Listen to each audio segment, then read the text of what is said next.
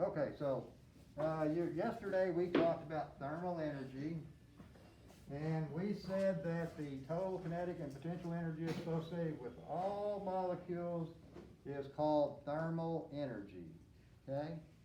Thermal energy, and thermal energy is this right here. Here's a little mathematical formula, actually. It's kinetic energy plus potential energy equals what? Thermal energy. You remember what kinetic energy is? Kinetic energy, when you think of kinetic energy, think of, look here, when this ball's in motion, that's kinetic energy. When the ball's in motion, it's in kinetic energy. Look, I want to show you something here. When it's just here on my hand, that is called potential energy. That's good. Yes. Okay, so think of kinetic energy as energy, anything in motion. If you're walking, if I'm walking, I'm exerting kinetic energy. If I'm standing or holding this ball, either one, I have potential energy, and the ball has potential energy. Got the idea? So between, you add both of those up, the kinetic energy plus the potential energy, you get thermal energy, okay? And that's different than temperature. We'll talk a little bit more about that, okay?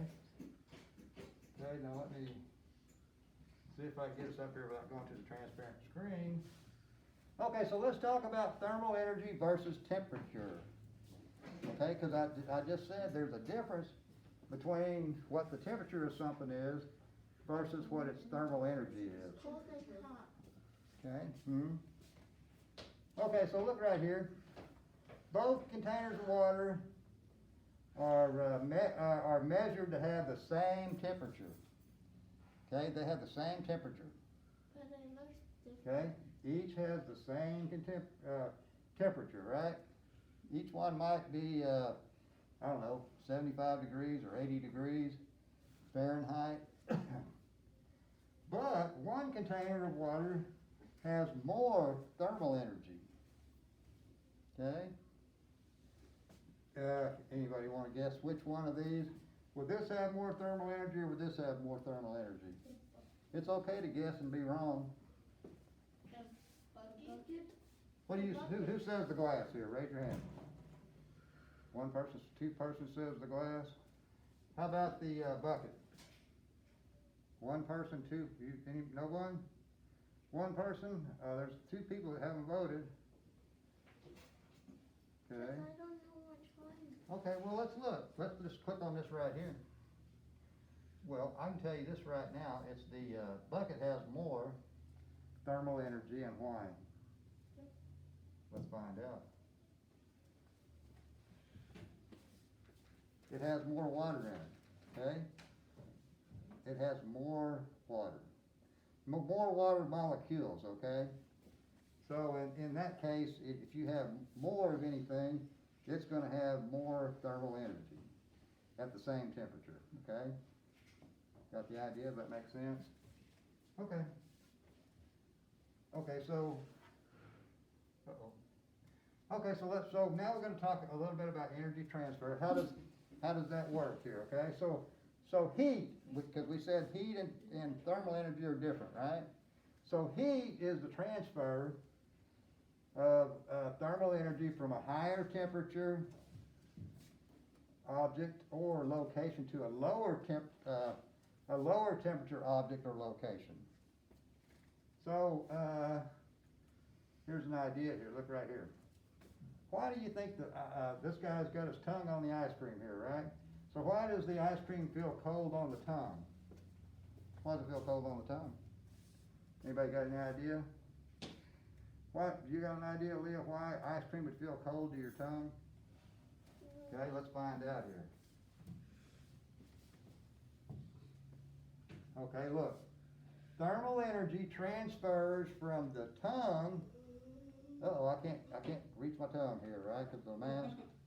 But thermal energy transfers from your tongue. Is your tongue hot or cold compared to the ice cream? Your tongue? Which is colder, the ice cream or your tongue? Which is colder, the ice cream or your tongue? The ice cream. The ice cream's colder than your tongue, so which is warmer? The tongue, right?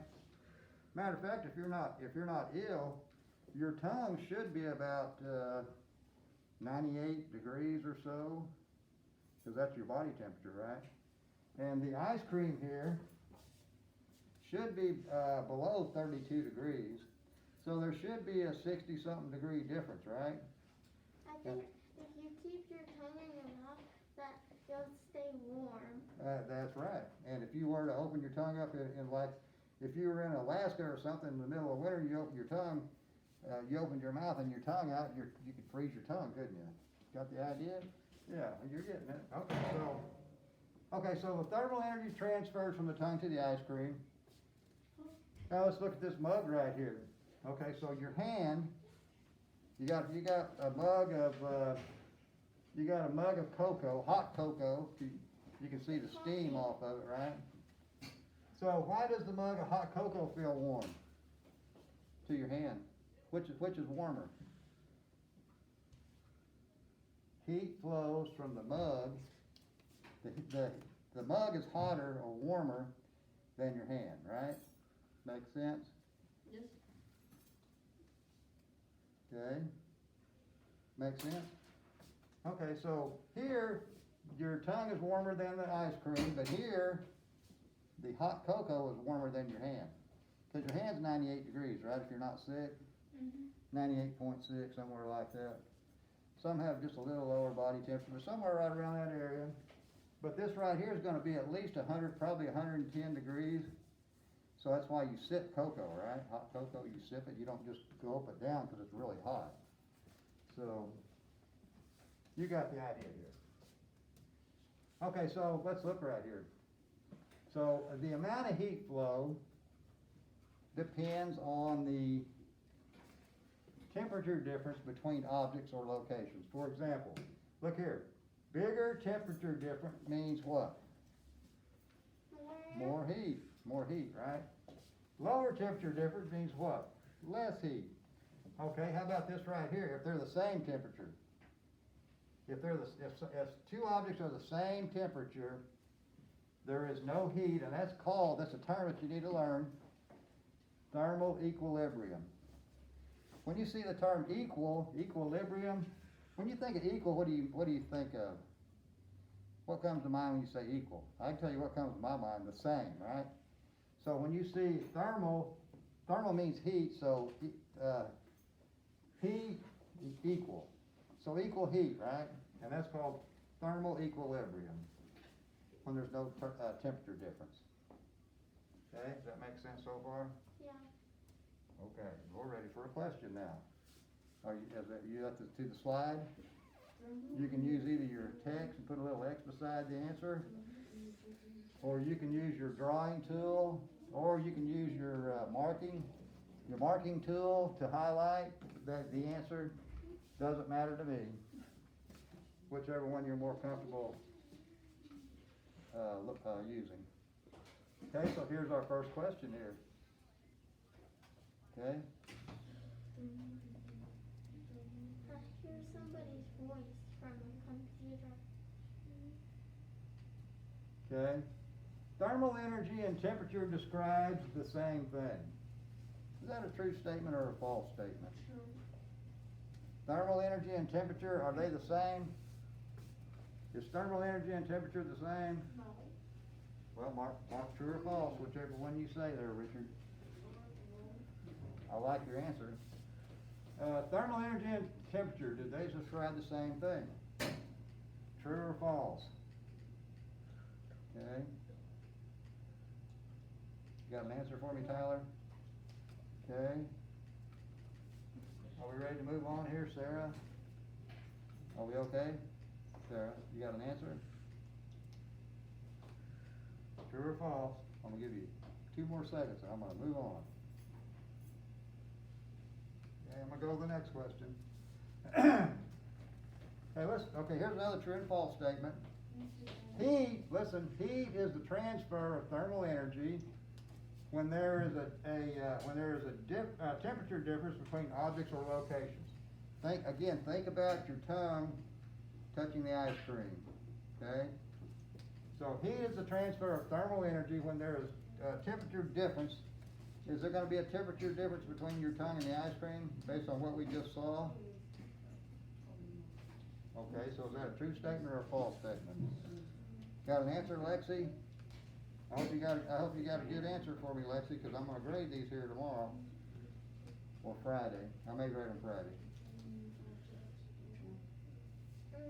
Okay, we have an answer? Richard, you got an answer for this?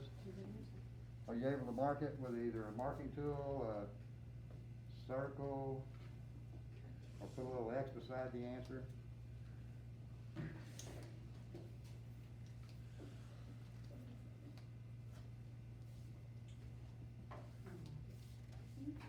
Okay. Are we there? Okay, I'm gonna move on here, see if there's another question. There it is, oh boy. Look here, thermal energy moves, listen. Thermal energy moves from hotter objects to colder objects. Is that a true statement or is that a false statement? We just said that just a minute ago. Thermal energy moves from hotter objects to colder objects. Mark if that's a true statement or a false statement based on what we just said earlier. And you can actually go back in your slides and look and see. It's, you know, you have the notes there from the slides. You can actually go back and scroll. Okay. Anybody need more time? Everybody got an answer? Mm-hmm. You got an answer, Sarah?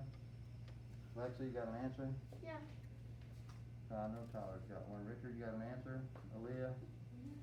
Got an answer? Okay. Okay, I'm gonna move on here. Okay, watch this right here. Okay, so which object will have the greatest heat exchange with a room that is 20 degrees Celsius? Okay, 20 degrees Celsius. And this is number 18. Okay, here's your choices.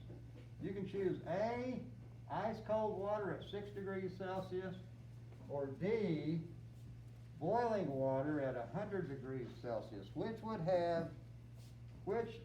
objects would have the greatest heat exchange? 20 degrees versus 6, or 20 degrees versus 100? Which would be a greater difference? Okay, A or D. Can't choose B or C. A or D. And for those of you at home, you can't choose B or C, choose A or D. Okay, you can go back and look in the slides. So I can choose what? You can choose A or D. Mark your answer. Which would be the greater difference in heat exchange? Something colder versus something hotter? Like your tongue versus your ice cream? Okay. Everybody got an answer? A or D? Can't choose B or C. No B or C, A or D. Ice cold water at 6 degrees Celsius or boiling water at 100 degrees Celsius. That'd be some hot water too, let me tell you. Okay, we got an answer? Okay, here we go. Woo! We're gonna stop there. We're gonna stop there and we will talk about methods of energy transfer tomorrow, okay? All right.